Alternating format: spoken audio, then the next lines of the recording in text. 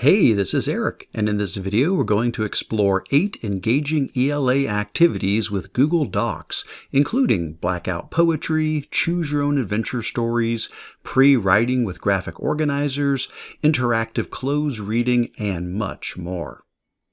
So this is a session about using Google Docs in creative ways for ELA. Now, I don't want to just limit it and say, this is only for a teacher of, English language arts, but it's like ELA activities, which really apply to all subject areas because we want to, write across the curriculum. We want, whatever subject somebody is teaching, you want reading and writing. And so these activities we're looking at today, I truly think could apply to any subject area because we do want to be integrating, writing into all of those areas. I do have some resources for us today in this session, and I would encourage you to open up this resource document. It'll be a lot easier for you to follow along with what we're doing if you have this document open. It's at bit.ly/Kurtz-ELA docs. That'll get you into the resource document.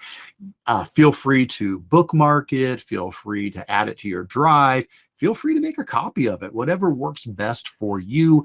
But that document is filled with lots and lots of templates and other resources that you can click on if you want to try these things out as we're going through. So I'm going to be jumping in this document quite a lot throughout the session to demonstrate these different activities. So today, though, for this session, we are focusing on creative ways to use Google Docs for reading and writing and other ELA activities.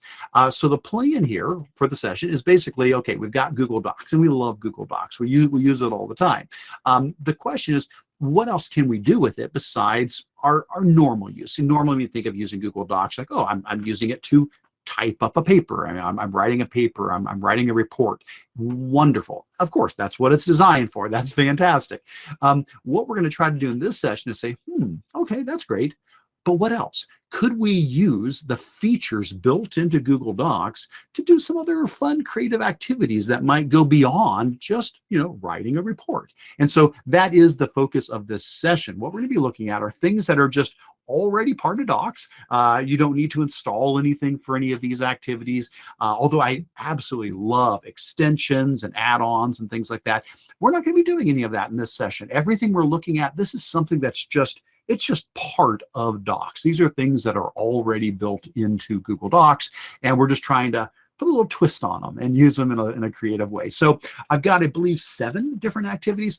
I don't know if we'll get through all 7 of them in the time. We'll do our best. We're going to start at the top and just start working our way down, and hopefully we'll get a chance to try out each one of these. But along the way, let me know. If you've got questions, if you've got comments, throw them in the chat, throw them in the Q&A. And like I said earlier, I would love to hear what you are doing with Google Docs. So I want to learn from you. So I hope I can get a couple more suggestions and ideas from you guys in the session as well. All right, I think that's it. I think we're ready to get going. One last reminder about the resource link. It is bit.ly/Kurtz-ELA docs. Awesome. All right, let's get going here. So our first activity that we're going to start off with, I'm just calling highlighting activities. And so for following along in the agenda document, once you get onto page 2, you'll see that is our first section here, highlighting activities. So what I'm talking about here are how could we use the highlighter tool in a Google Doc in a creative way for an ELA activity. So first of all, I'm sure we all are probably familiar with the highlighter tool. So for example, I've already highlighted a bunch of things in our document here. If you want to highlight something with the highlighter tool, you pretty much just select it with your mouse and you go up to the highlighter tool and then you say, oh, I want to make that bright yellow or something like that. Well, normally that's what we do, right? We use the highlighter tool to draw attention to something, to make it bright so we can see it. Well, what else could we do with it besides that? So we're going to look at a couple of different ideas for using the highlighter tool in a creative way. The first one is something that normally I believe is called text reduction strategy. And so this is a process to help students learn how to summarize, how to figure out the main ideas of an article that they're reading or of information that they're reading. And we can use the highlighter tool to do this. So little back story here. I first came across this concept years ago when I was reading this article about a teacher who did this with physical magazines and black Sharpies. What she would do is she would bring in a whole bunch of magazines to class and a big stack of black Sharpies, and she would tell the students, okay, I want you to flip through the magazine and find an article that you want to read. And then as you read the article, I want you to use the black Sharpie, and I want you to mark out, cross out anything that's not critical to the main idea of the article. So the idea was helping them move towards summarization. So maybe instead of them coming up with their own words to summarize it, they're just removing the things that aren't critical, saying what's left over. Yeah, to me, that seems like the main idea. Now, not every student's going to agree on what gets, blacked out and what doesn't, but that was the idea, was to help them start moving towards summarization. Well, I thought that was a great idea, but I said, this would be great digitally because, that's a lot of magazines and Sharpies. And also you can't unsharpie something once you Sharpie it. And sometimes you make mistakes. I'm thinking, this would be perfect as a digital activity. So that's the first one I want to show you here, is how we can do this text reduction strategy with a Google document.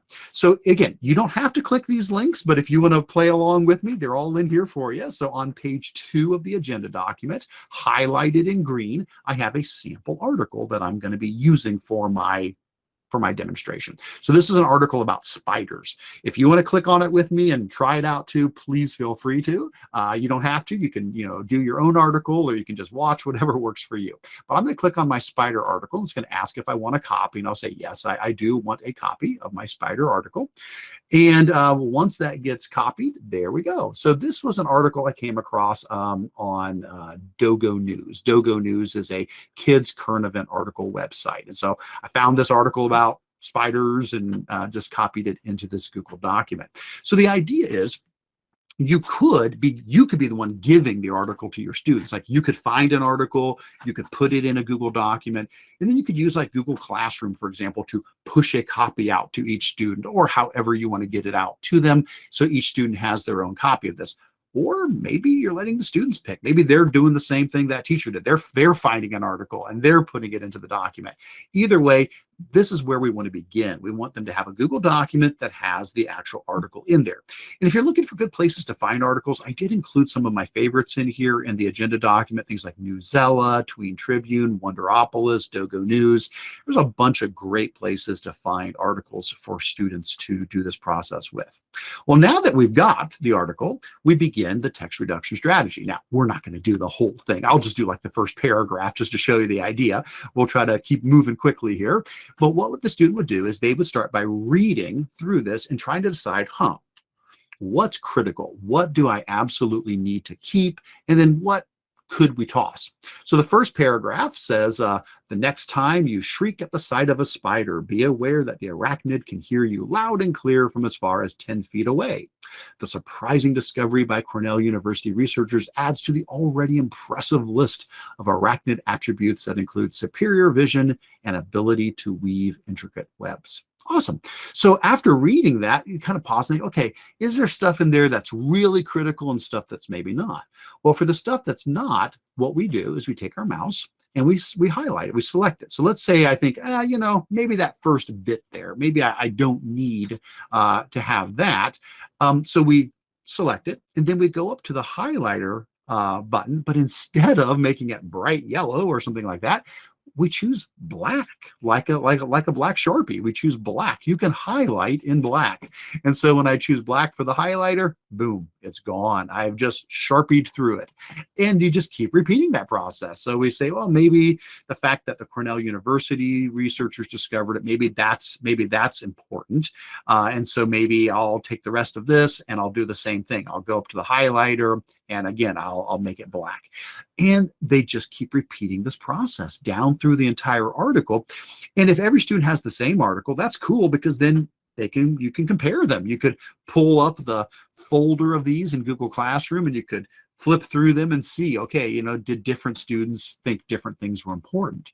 Now, another nice thing about doing it digitally is if you make a mistake, you can always unhighlight things. So if I decided, did I really want to get rid of something? You can take your mouse and you can go over it again. And it kind of gives you like a little X-ray vision. You can kind of see through the highlighting.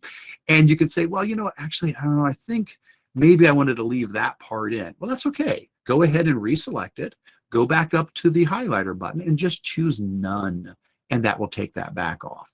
So what would this look like in the end? I do have a final example here. So further down at the bottom, I've got my final blacked out version. If I click on this, and again, you may not agree with what I came up with, and that's totally fine. I mean, that's the idea is it's up to the student to try to think through. And so here is what I ended up coming up with when I went through it as what I felt was most important. So that's an idea for using the highlighter tool in a different way, using it for text reduction strategy to start with an article and help students identify main ideas, what's most important, and what may not be as necessary. Now, what else can we do with the highlighter tool? Another really fun thing is blackout poetry.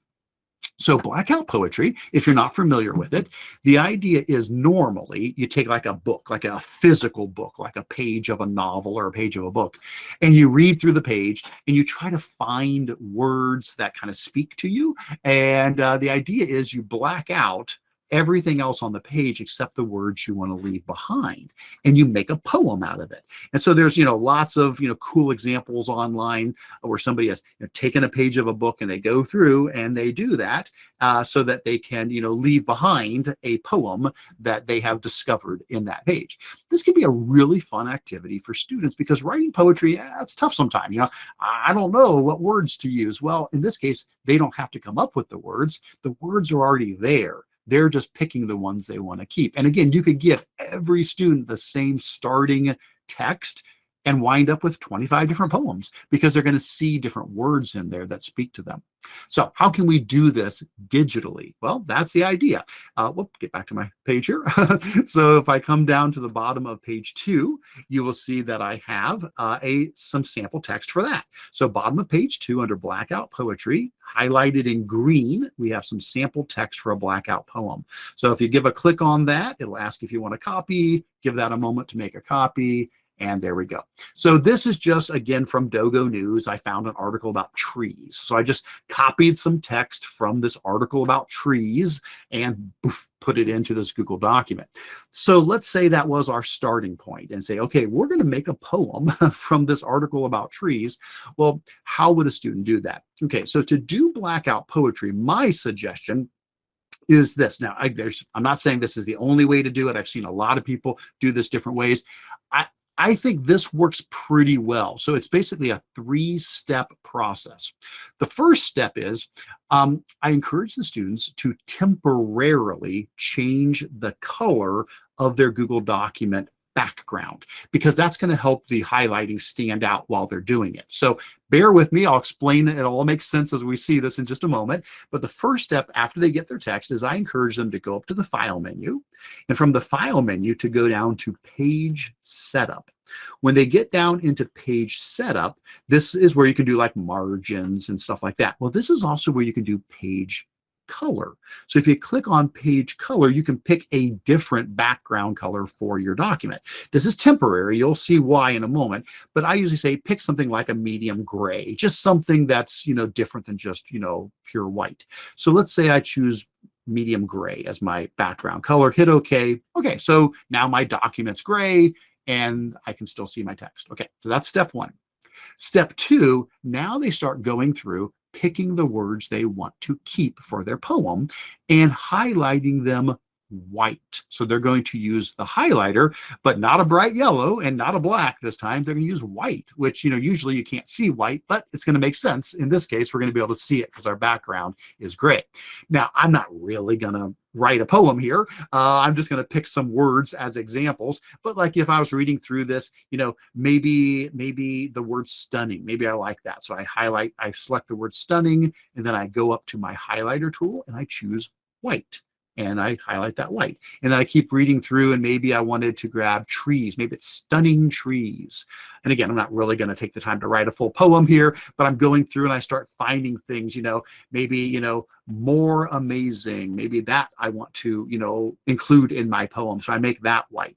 Now, you don't have to use entire words. They could even like just pick a single word out, a single part of a word, like maybe the word entirely. Maybe they don't want that. They just want the word entire. Maybe they're going to use that somehow. So you come up and you highlight just the word entire. So it can even be pieces of it. I'll show you a finished product in a minute. So this one, again, is just kind of, I'm just showing you the idea of highlighting them. I'll show you one I actually took some time to work on, but that's step 2. So step 1, change the background to gray. Step 2, go through and find the words that are going to make your poem, stunning trees, more amazing, and who knows, you get the idea. We go through and we highlight the words that are going to make our poem.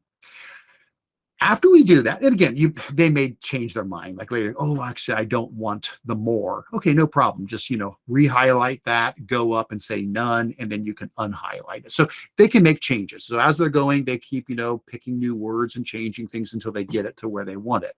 Well, let's say we've written a poem, which I realize this is not a good example of it, but, we'll pretend that I've gone through and I've done that. Step 3 is we go back and we change the background one more time, and you'll see what happens. What we do is we go back into the file menu, we go down to page setup, and we're going to once again change our background, but this time, you guessed it, we're going to make the background black. Now, why? Because what that's going to do is everything that didn't get highlighted will suddenly disappear, because it'll be black text on a black background, and only the words we highlighted will still show up. So let's try that. Let's make the background black, hit OK, and boom, there you go. And that's the idea. Now just the text that you selected is left behind. Okay, so what could this look like? Here's some completed examples. Top of page 3. Here's an example where I use that exact same text. This is the same text. And I wound up saying trees, trees, amazing, ancient, antique. The tree in winter, I hope it grows. During the spring, it is a work of art. The flowers transform the tree to create a work of art with beautiful colors. Trees, a simple art to transform the everyday. Yeah. Okay. So maybe not the greatest poem ever written, but you get the idea, and the cool thing is every student's going to see something different. Different words are going to speak to them, and you could wind up with a lot of really cool different poems. Now, do you have to do white highlighting with a black background? No, you can get creative. It's the idea of using the highlighter. So at the top of page 3, here's example number 2, where I did the same poem, but I got more creative with how I did the highlighting. So in this case, I didn't do it as like a blackout poem. Instead, I found the words I wanted and I made them all white with a gray background. And then I went through and I selected everything else and I turned the text and the highlighting the same color. So like all of these words, I made them blue text and blue highlighting. So they became the sky. And then these became, the leaves and the trunk. And so you can get creative. You can do different ways of approaching this, but the idea is using the highlighter tool creatively. All right.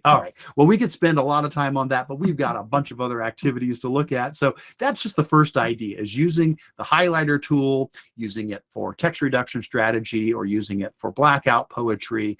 Or there's other things like you can use it to, annotate text. A lot of cool things we can do with the highlighting tool. But anyway, that was the first idea. We're gonna move on. I'm taking a quick look, keeping an eye on our chat. Some good people saying that's cool. They like that. Oh, Joanne mentions calling this found poetry. I love it. Yes, that's another good phrase to describe that, found poetry. Okay, well, let's keep on moving, guys. I'm going to clean up a couple of my tabs. I end up having too many things open usually by the time I'm done. So I'm just going to clean up a couple of tabs there and we'll move on. Okay. Activity number 2, emoji learning activities in Google Docs. All right. So for this one, we're going to talk about using the emoji tool that's built into Google Docs. And actually, there's 2 ways you can do this. It is part of the special characters tool, but they've actually just added a new emoji menu option into Docs. So there's 2 ways to get to this. I'll show you both. The special character tools is the original way to get to this, but I'll show both of these. So here's the idea. In a Google document, you are allowed to add emojis. And you probably knew this. I'm probably not telling you something you don't know, but if you weren't aware, in a Google document, you can put emojis. Like in my resource document, these are all emojis. So in front of each of my sections, I put emojis in here for each of the different sections. To get an emoji into your document, there's a couple of ways to do it. So if I go up to the Insert menu, there is an emoji option now in there. That's a newer thing. They didn't used to have it broken out separately, but if you go to the Insert menu, you can just choose emoji right there, and it pops up this little emoji picker where you can scroll through and find an emoji, you know, that you like, and boom, it just drops it right into your document. So that's great. That's awesome. You can definitely do that. If you want, another option is you can go to the Insert menu and then go down to Special Characters. That'll get you to the emojis as well, and it gives you one other cool feature. So normally, yes, I would just go Insert Emoji because boom, I can scroll through them. I can type in and say, okay, I need a picture of a dog. You know, you can just type in dog. That's fantastic. The only reason I might go to the other one sometimes is it has this extra cool feature. If you go to Insert Special Characters, and then from Special Characters, you can choose from the drop-down emoji as the category. It's the same emojis. Here's the one difference. You can draw a picture of your emoji if you can't find it. So if you're trying to find an emoji and you can't find it any other way, you can come to the Insert Special Characters. You can choose emoji as the category. And let's say I needed the emoji of a moon. You know, I could draw the moon here. I mean, I'm sure I could just type in moon, but I could draw it, and there it is. Yay, it found the moon for me, you know. So either way is fine, whichever way you prefer. But the point is, you can put emojis into a document. The question is, why would we do that? So what are some of the activities we can do with it? So let's just think through some possibilities. One thing could be a fun way to have students work on summarization. Taking a story, taking, an article, taking, a book, a movie, whatever the case is, and explaining it using just pictures. So in this case, this is an example of one of those where I took the book Charlotte's Web and I made an emoji version of Charlotte's Web. So you've got, Wilbur and Fern, you've got the farmer who wants to eat Wilbur, and then you've got Charlotte who comes along and builds a web above Wilbur. And everybody gets excited. Everybody applauds because they think it's Wilbur. That is some pig. They think he's special. And because of that, they do not eat Wilbur. And then Charlotte lays an egg, and spoiler alert, she dies. But then the egg hatches, and a whole bunch of spiders come out, and they all fly away except for 3 that stay back with Wilbur. So there you go. And so you could have students take a story, take a article, take a poem, take a movie, take a song, and rewrite it, summarize it using emojis, and then maybe even share them with each other and not tell them, what their original thing was, and see if they can, decode what the story was. So that would be an option. Other things that we could do with emojis would be to write what I call a rebus story. Maybe there's other names for it, but that's how I've heard it referred to in the past.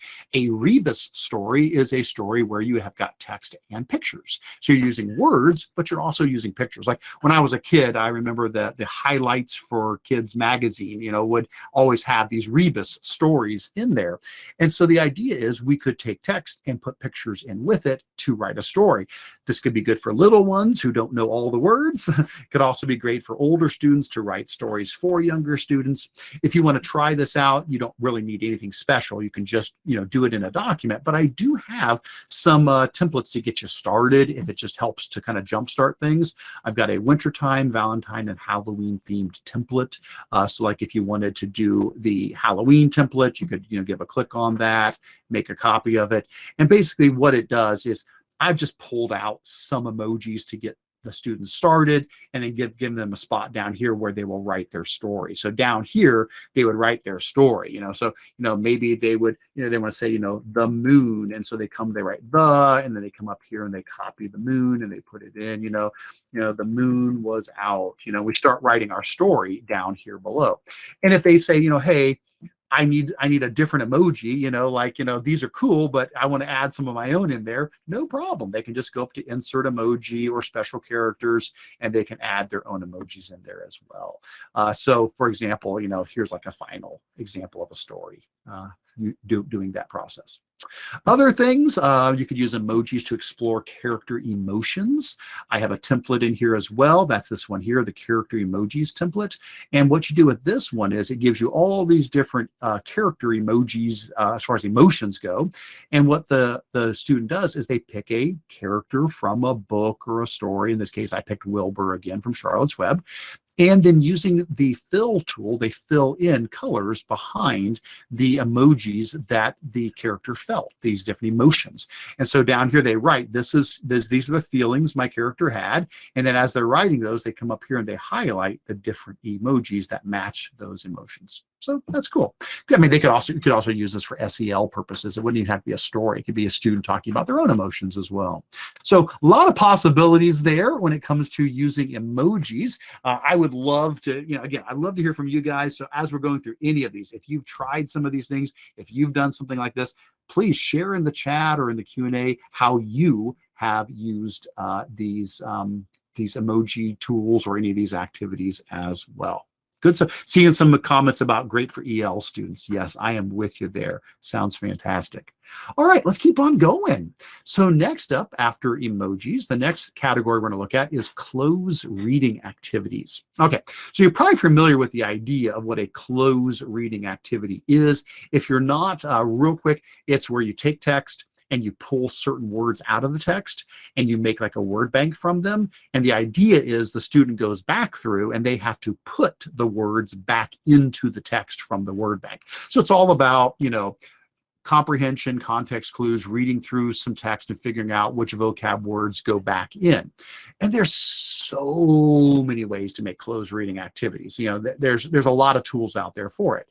Turns out, though, you can do this in Google Docs using a new feature called drop-down chips. So the drop-down chips got added maybe sometime in the last 6 months. This is a relatively newer feature inside of Google Docs. And the drop-down chips allow you to have a drop-down menu where you can pick a word from that drop-down menu. And you can use this for a lot of stuff. You can use the drop-down chips for like a rubric. You can use it for, updating the status of like, a project. I thought, hey, this would be a fun way to do a cloze reading activity. So I'd like to demonstrate that for you. So let me show you how that works. So I'm on page 3 of our resource document. And if anybody joined us late, by the way, just as a reminder to you, you can get to our resources at bit.ly/Kurtz-ELA docs. So if anybody joined us late, I don't want you to feel left out with those. And I'll even drop the link in the chat once again, in case anybody, if that's easier for you to get to it. Okay, so let's try this out. So on page 3, cloze reading activities, I've got highlighted in green, I've got some starter text. So we'll use this to get started. Give a click on that and make a copy. So here is the text I'm going to work from. And let me make this a little bigger so you guys can see it. So this is just from Wikipedia, just a little blurb about frogs. Okay, so I grabbed some text from there, and here's the paragraph we're going to use. And then I've got a spot at the bottom for a word bank. So I'm not saying this is the only way to do this, of course. There's so many ways to do cloze reading activities, but using just what's built into Docs, here's what you could do. So the first step I would do is I would read through and I would pick the words I want to take out of the text. Now, for example, I might grab like the word water and say, okay, I'm going to take the word water and I'm going to take it out of the text. Now, you can literally just select it, click on it, and drag it down to the word bank. That'll work fine. Oops, I didn't need to grab the period. We'll put the period back in there. But you can just drag the words right down to the word bank if you want. So maybe I want to take the word water out. Maybe I want to grab the word, let's grab the word survive. We'll pull that down to the word bank. Let's grab metamorphosis. And again, I'll just do a couple. Normally, I think, we do more than 3. But for my quick example, just for this very, very quick example, I'm just going to grab water, survive, and metamorphosis, just so you can see how this works. So the idea is we go through, we pull the words out of the document. And then when we get the words down here, we probably want to alphabetize them. I don't think you want to leave them in the same order they were in. So we'll put survive below metamorphosis and then water below survive. Okay, there we go. And of course, there are tools to alphabetize if you want. There's a cool add-on. I don't know if I've got it installed on this account or not. I think I do. There's an add-on called Docs Tools, and it does allow for sorting by ascending or descending order for text. So you can use that to alphabetize them for you if you need to. But I would go ahead, get them alphabetized, and then I would turn this not into a bulleted list, but a checklist. That's a newer feature too. If I select the word bank words, don't click on bullets, don't click on numbers, click on the button for checklist. When you do that, it puts little check boxes in front of them. That way, as the students use the words, they can literally check them off and know which ones they've used. Okay, so now I've got the words pulled out. Now I want to make the drop downs, and this is where that feature comes in, called drop down chips. So what you do is you click in the document where you want the drop down to be. You go up to the insert menu, and there you're going to find drop down. So drop down will be in about a third of the way down in the insert menu. Go ahead and click on drop down. And when you do that, it asks, do you want a new drop down or do you want to use a preset one? Well, we're not going to use the preset ones. We're going to create a new one. So we click new drop down, and it pops up a little window. And here we can name this drop down. We'll just call it, word choices or something like that. Whoops, if I could type, that would help. Word choices. There we go. And then we'll put in our words. So we've got metamorphosis. In fact, I should probably use two windows and just copy from one to the other. That would make it easier. Survive and water. Okay, so there's my words. Again, if you have a second window open, whoops, I lost my R in metamorphosis. There we go. See, that's what happens when you type it. Metamorphosis. Okay, I think I got it right. And then I probably want to add an option at the top that doesn't have the actual words showing. So I'll probably put in something like select word. And I'll have that be one of the options. And then I'll grab that and drag it up to the top of the list. So it'll say select word, and then these will be in the list for the drop downs. And of course, you can add more, you can rearrange them, you can color code them if you want. If you want to say, oh, let's make that red and green and blue, just so it's easier for the students to tell they picked different words, that's fine. The point is, you fill in your word choices and hit save. And there you go. So now there's a drop down there. If somebody clicks the drop down, they get metamorphosis, survive, and water show up as their options. Well, now what we want to do is we just want to do that for all the different spots. Well, you're like, do I have to type all that in again? No. Once you've done it once, you can just reuse that drop down. So like here, we need another drop down. So I click in that spot and I go insert, drop down, and I just pick the one we already created. Boop, and there it is. Or you could just copy and paste it. You could just right click on it and say copy and go to here's where metamorphosis should be. And I can right click there and I can hit paste. You can just copy and paste the drop downs. So once you've done it once, it's really easy just to copy and paste it. And that's it. That's the idea. So let's see a final version of it. Here's a completed example. Let's make a copy of it. So here's one where I think I did all of the words in there. And so basically the student comes in and they start reading and go, okay, frogs can live on land and in fresh something. Well, they've got to look through their word choices, look at their word bank and say, I think it's water. And they select that. And then they can come down and check off water if they want to, make sure they don't accidentally pick it again. And then, they cannot, survive. So they pick survive and they cross that off. You get the idea. Now, this doesn't grade the students. It's not like Google Forms. If you want to grade them, you need something like Google Forms to check it for right or not. But it's, it's very a good way for them to complete it. And then, you can have a key that they could compare it to, or you can take a quick look at it and see very quickly if they have, selected the right answers there. So there you go. That's an option for using a newer feature in Google Docs called drop-down chips, and that would be a fun way to do that. Caitlin did ask about how the checklist was set up again. Sure thing. Sorry if I went through that too quick. I will undo that that and I'll put it back. Okay, so here's the idea with the checklist. Once you've put your words down here, once you pull the words, from the top down here, or just retype them whatever way you want, all I did was I took my mouse and I selected those words so that I had those words selected. And with them selected, I went up to the top toolbar where your bulleted list is and your numbered list. Next to there is a menu button that says checklist. So it's very similar to, like, here's a bulleted list or here's a numbered list. It's this one to the left that says checklist. And that's what puts the boxes in. And they're actually checkable boxes at that point. Gotcha. All right. Jennifer said, is there a way to allow them to use a word more than once? Or do you have to put the word in it twice? No, they could absolutely use the word more than once. That's not necessarily a good or bad thing. This is not, the cross off down here is just for them to keep things straight. There's nothing that would stop me from coming in and picking water again. Yeah, absolutely. But we're hoping that as they do that, they realize, oh, wait, I already used water. But yeah, if this could be a totally different activity. This could be one where you want them, let's say you're trying to teach them the difference between the different versions of there, like, THERE, THEIR, THEY''RE, all the different theirs. You could have a drop down that has all three versions of there. And then you could have 20 sentences. And in each sentence, they've got to pick the right there. They're going to use the same one over and over again. They're going to use, 6 of one and 7 of the other and 5 of the other or whatever. So yeah, they could be using the same word multiple times. In a case like a cloze activity, it wouldn't make as much sense. But yeah, that would be perfect for like a grammar activity where they're using it over and over again. I like that idea. Thanks for asking that. See, that's the beauty. I love learning from you guys, and I hadn't really even thought of that. So now that's sparked a whole new idea. So that's fantastic. Thanks so much. All right.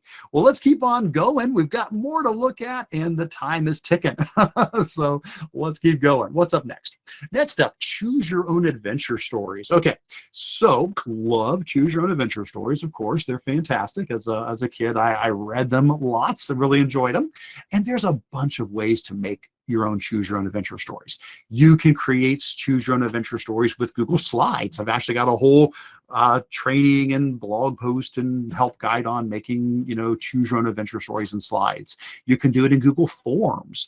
You can do it in Google Sites. You can do it in Google Earth. Even honestly, you can. There's a lot, as long as you can branch, as long as you have, hyperlinks to branch, you can do choose your own adventure stories in a lot of tools. However, I think Docs is one of the easiest ways to do it. So especially if you're working with younger students, or if you're wanting students to not get, overwhelmed with all the technology options, Google Docs is a really clean and easy way to do a interactive choose your own adventure story. And it involves using 3 tools: page breaks, headings, and hyperlinks. Those are the 3 things you use in a document to make a choose your own adventure story. All right, so that's what we're going to do. First of all, I think it would be best just to see the end result. For this one, we're going to start with the finished product, and then we're going to go backwards and show you how to make it. So I'm on page 3, bottom of page 3, choose your own adventure stories. And the sample that I'm going to show you is called Dragon Quest. So if you come here and give a click on this yellow highlighted link for Dragon Quest, that will open up this document for you. It is a view-only document for you guys, so you would just read through it. I've got edit rights to it, but it would be a view-only document for you guys. In the first couple of pages, there's nothing to choose. The first couple of pages are just, hey, this is Dragon Quest, tells you a little bit about it. This was actually written by my students when I was teaching. We did this project. We didn't have Google Docs back then, so they wrote it otherwise, and I turned it into a Google Doc later on. But the first couple of pages, there's no choices. It's just, hey, page 1, there's a dragon and the king wants you to kill it. And then page 2, here's the map of where you need to go. So at first, it's just kind of telling you what the story is. But when you get to page 3, that's where this becomes a choose your own adventure story. So on page 3, we read the text, and then we get a choice. It says, okay, what do you want to do? Do you want to go to the peddlers for supplies? If I click that, it says it links to page 4. Or do you want to continue on without supplies? It says it links to page 5. Aha, so now we get to start making choices. So I'll make, well, I definitely want to go to the peddlers. I don't want to go out without supplies. So I'm going to click on page 4. And now I read through that and I get my supplies. And okay, I come to a fork in the path. Do I take the right path? That's page 6. Do I take the left path? That's page 7. Well, let's go left. So I choose page 7. Now I read page 7 and I read through all of that and I come across shadowy figures. So what do? Do I arm my sword? That's page 10. Do I arm my bow? That's page 11. Do I run? That's page 12. Oh, I'm going to run. And unfortunately, turns out they were goblin warriors and they get me. Fair warning, this was written by 7th and 8th graders and you die a lot in this story. But if you die, no worries. You just go back to the beginning and that takes you back to page 1 and you start over again and you start reading through it again.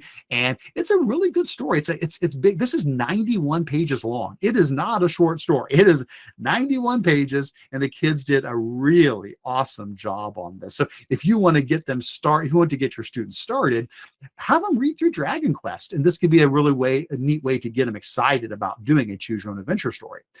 So the question then is, okay, so how do you do it? How do we actually make one of these?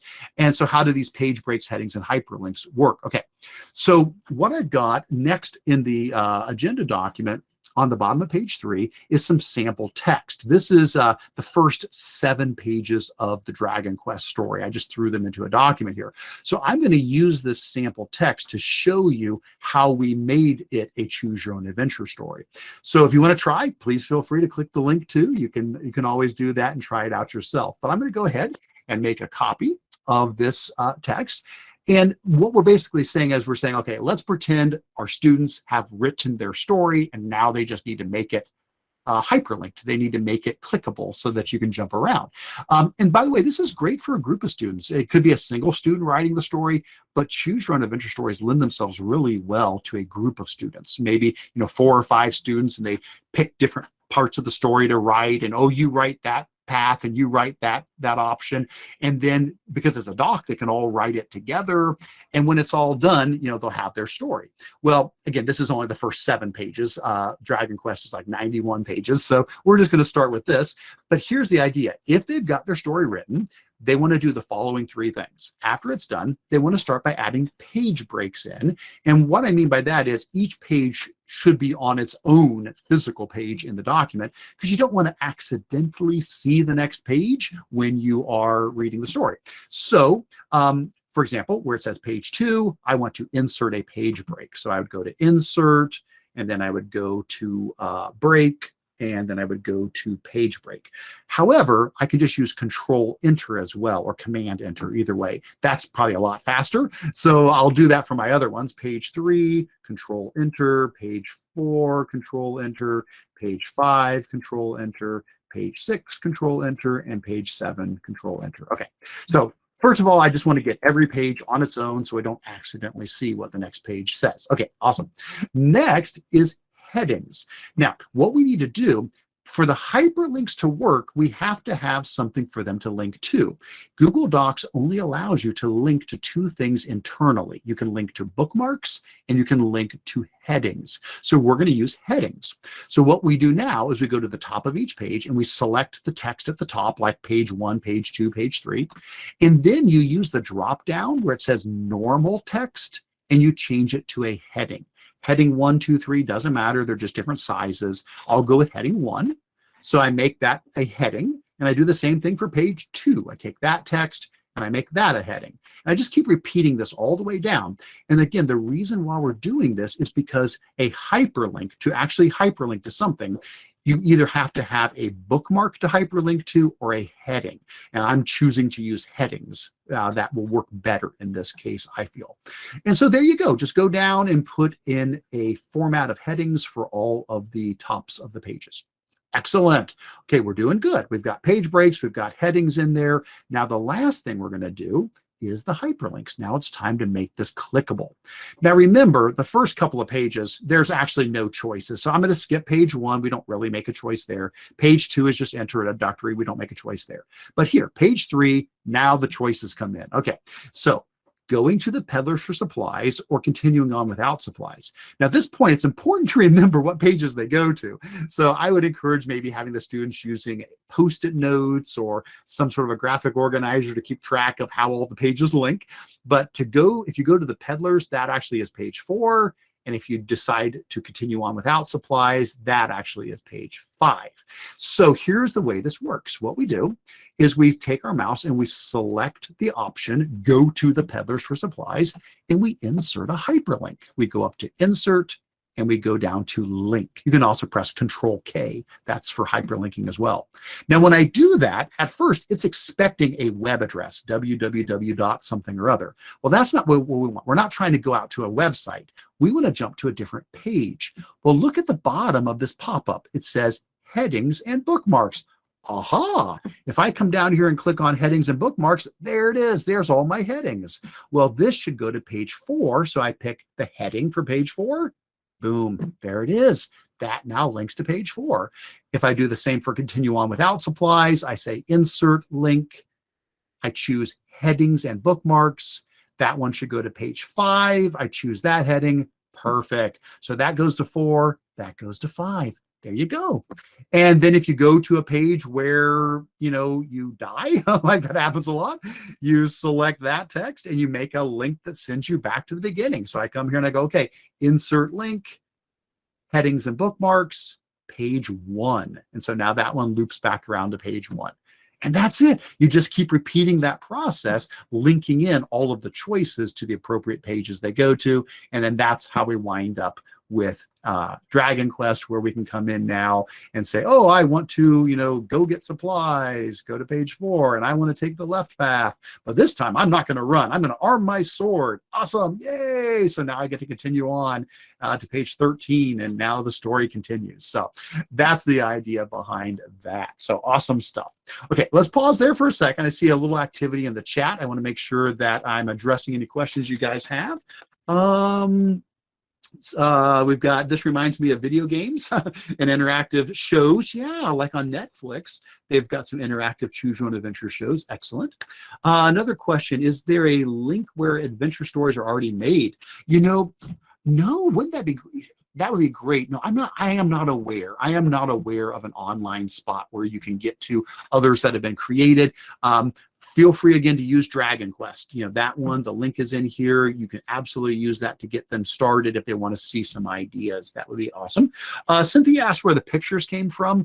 In this particular case, the students drew those. Now, it doesn't have to be that way. I mean, you could just add your own images by going insert image, search the web, and you could search for pictures that you want to add.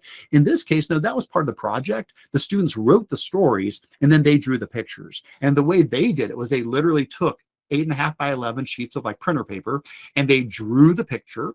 They outlined it with a thick black marker. We scanned it in, and then they colored it in with a paint program on the computer. And so that's how we made the pictures. But it's totally any way you want to do it. But that's how we did the pictures with ours. But yeah, you could use Google Drawings. You could use Google Slides. You could use Jamboard. You could use auto draw. You could use all kinds of stuff, but in this case, we literally drew them by hand, scanned them, and colored them for that.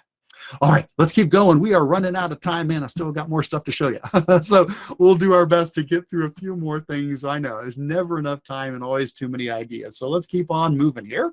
The next thing we're going to take a look at here is pre-writing with embedded graphic organizers. Okay, so let's talk about the idea of graphic organizers. So let's say you want your student to write an essay, and it's going to be a compare and contrast essay. They need to compare and contrast, two concepts, and they need to write an essay for that.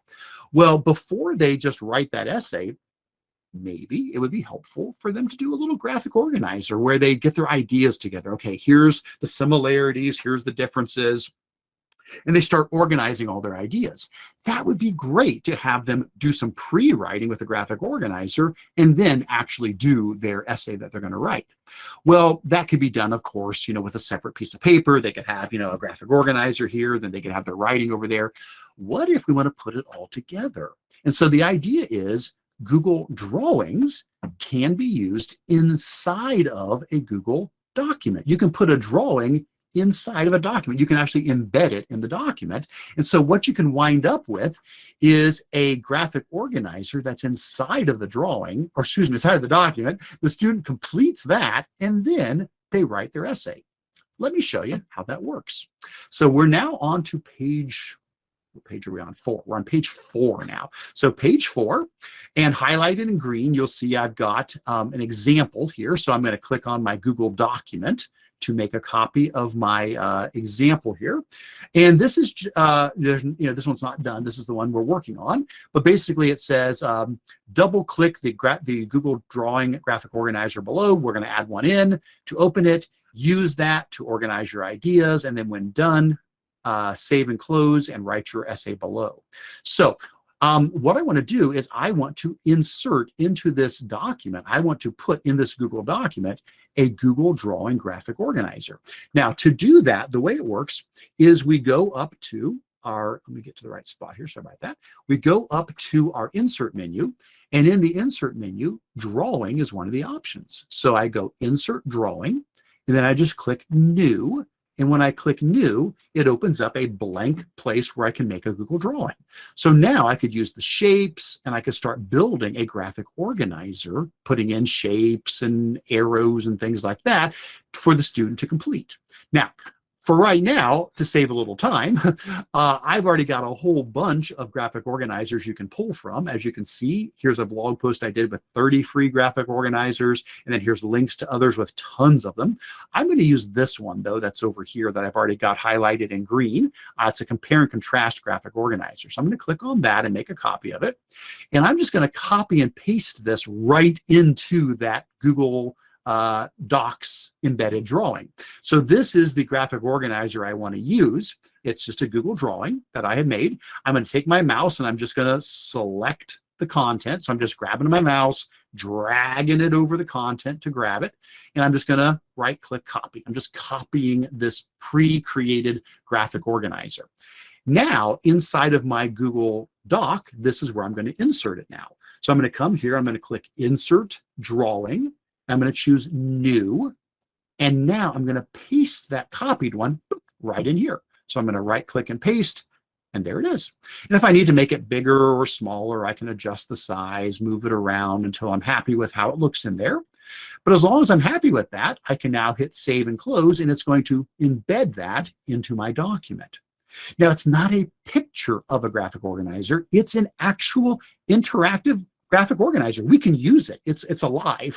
So if I now make copy, if I now push this out, if I created this and I went to Google Classroom and I said, let's push a copy of this out to every student, they would get their own copy and they can actually work on this. So let's try it. So let's say, we push this out. So I'll go file, make a copy, and, we'll pretend I'm pushing a copy out to the student. So now here I am, I'm the student. I'm like, oh yeah, I've got my assignment here. So the student comes in and goes, okay, I need to double click on this and fill in all my ideas. Okay. So they double click on it. It pops it open. And let's say in this case, the student is doing an essay where they're comparing The Lion King to Hamlet. So let's say that's what they are doing an essay about.